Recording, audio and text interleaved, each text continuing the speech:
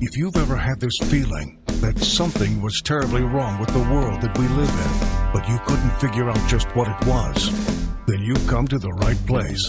Secret societies, mystery religions, and the Illuminati have been controlling our reality since the beginning of time. But not anymore, because there is an awakening happening, and you are about to become a part of it. Wake up, because this is a call for an uprising.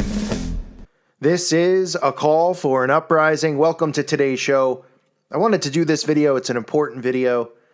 A lot of people were asking me questions about some of the images I used in the Oak Hill case video that I did a few days ago. If you haven't seen it, I highly recommend that you check it out. It's important to know about these cases in history because if you're somebody who's skeptical of SRA, of satanic ritual abuse, because you've been duped by the mainstream media and by the Satanists out there who use terms like satanic panic and witch hunts to discredit the child abuse that is put on these children through satanic rituals and black magic that they perform, using these children for pedophilia acts as well as human sacrifice, the trauma-based mind control that they put them through.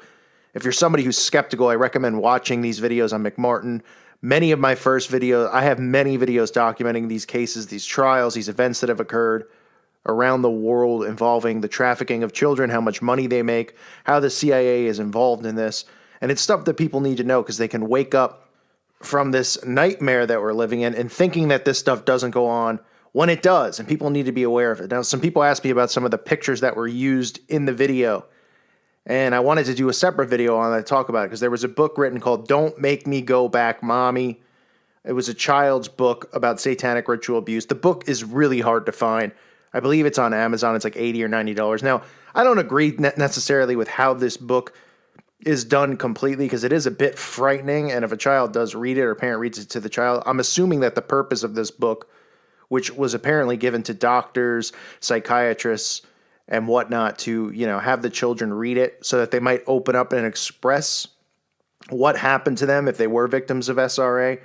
But I do believe this might go a bit far, but I've mentioned on this channel before, I did go to Patmos and live there for quite a while and was working on a book, which I'm actually going to continue and finish in the fall because I do get snowed in where I am for about 6 months.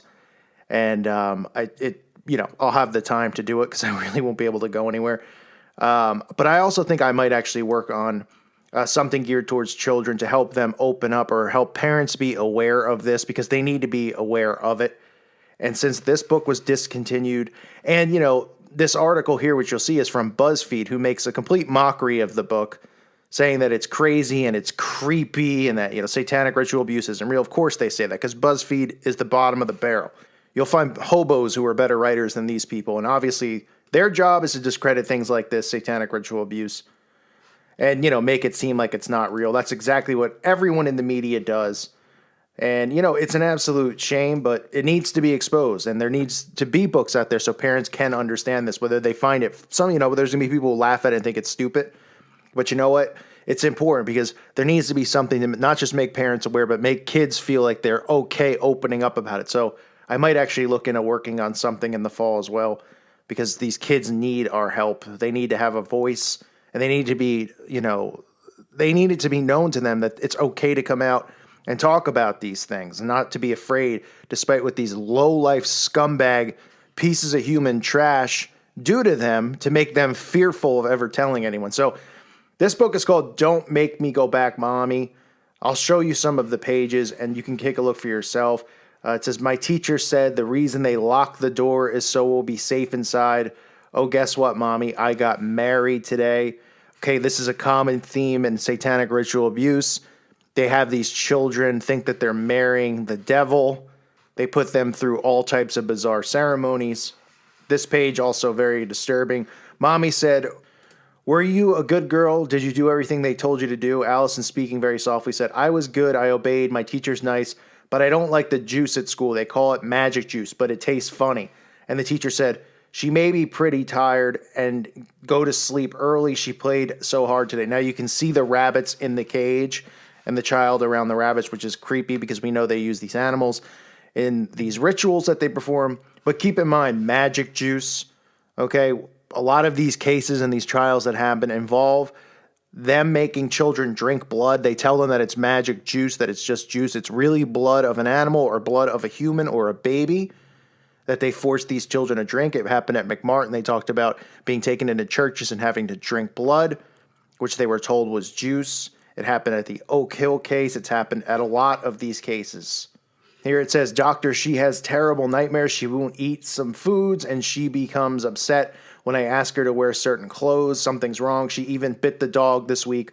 Look at her now, pretending to be dead. I think something bad has happened to her at the daycare center. Now, the child pretending to be dead. This is something that they do.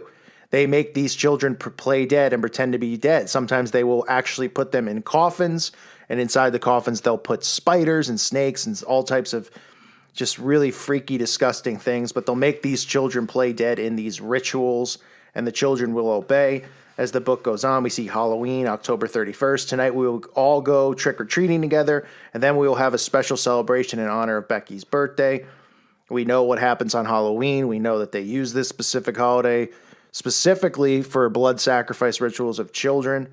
Okay, it's not for trick-or-treating or for candy. That's just a mirage, and it's a mirage that they've used as an excuse to abduct children because children are out in the loose trick-or-treating. They used to go and scoop them up. Not as much anymore because now they just get a lot of their sacrifices from the abortion clinics or from parents who are just prostituting their own children into these covens. Here you see a page. Nothing that happens in the circle can be told outside of the circle. There is no way out because there is no end to it. Your parents have given you to us. They know what is happening. This is talking about how this is where they use fear and tell these children once they're in, there's no way out, that they can't go and tell, they can't go and tattle. This is fear that they use. Obviously, the ritual circle you see there is used in their rituals, their black magic rituals. As the book goes on, we see a child who I guess has been a victim of SRA. It says, my other mommy said, I don't have to use the potty anymore. I don't live at your house. I live at my house, you know. I don't want the medicine on my bottom, and I don't want any more pictures of me in the movie star room, excuse me. They hurt me, mommy. I'm bad, really bad.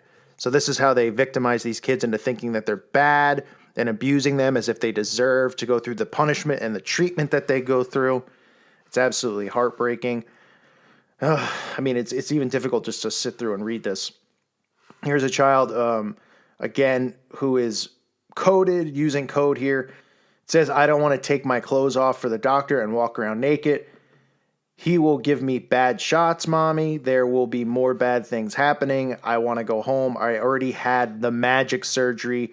They put a monster in me. Okay, you obviously can imagine what they're talking about here, which is just absolutely disgusting.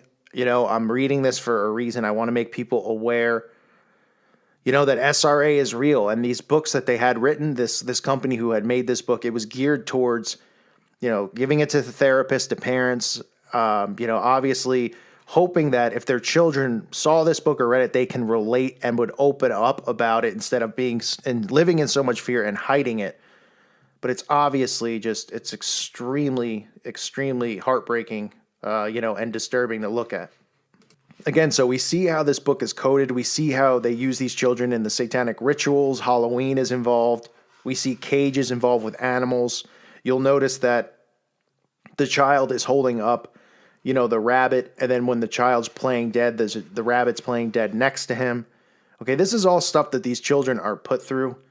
This book, obviously, you know, it was made with good intentions. I don't know necessarily if this got any type of point across other than, you know, it's obviously something the mainstream media, which just as recently as 2014, when BuzzFeed released this article, made a mockery of. They can use this and they can go, look at these weird, creepy books that Christians are making, you know, making light of the child abuse, which is absolutely disgraceful and disgusting. Even if you're somebody who doesn't believe in SRA and you don't believe in Christianity or Satanism and you're atheist, you know, nobody should be making light of this because this is made with good intentions to help children out, not to create some crazy witch hunt like they try to make it seem. You know, people out there are trying to help kids feel like they don't need to be afraid to open up about this stuff. And, you know, people like BuzzFeed should just be ashamed of themselves. They're just a bunch of cowards and scumbags. But again, the book is called Don't Make Me Go Back, Mommy. It's very hard to find. Amazon has some copies. I think they're about $100 each. And I'm not recommending anyone buy it. because I don't necessarily know if a book like this would work. But it's definitely something I'm going to put on my radar to consider doing, trying to make something maybe less frightening, but something where, involving scripture and the Bible and children not feeling the need to be afraid to open up and talk about these things to their parents, and not being afraid to talk to the police about it if, the parents do find out and then they go to the police. Because what happens a lot of times is these kids do open up to their parents, and then they feel intimidated when they go to the police and they flip-flop their story because they don't feel comfortable opening up about it. But we know these Satanists are real. We know they exist. We know they prey off the blood of the innocent children. They prey off raping and molesting them because they're just absolutely soulless. These people aren't human. And I just wanted to make you guys aware of the book. This came out in about 1990. Not many other books have come out since then in regards to, a children's book that's trying to help both the parents and the children wake up to this horrible, horrible thing that is hidden from the world, and that is SRA, satanic ritual abuse. I will do my part in continuing to try to expose these monsters for what they are. I'm not going to back down from them. I'm not afraid of them. Not afraid of some grown men wearing bathrobes with their hoods up that think that they're big and they're bad and they're tough. To me, they're nothing but a bunch of cowards who hide behind masks, who hide behind cloaks, who don't have the guts to confront any Christians with backbones. Instead, they prey off the innocent. They prey off the weak. These people are absolutely pathetic. I thank you guys for listening to today's show. Hope you found this information useful. God bless all of you and your families.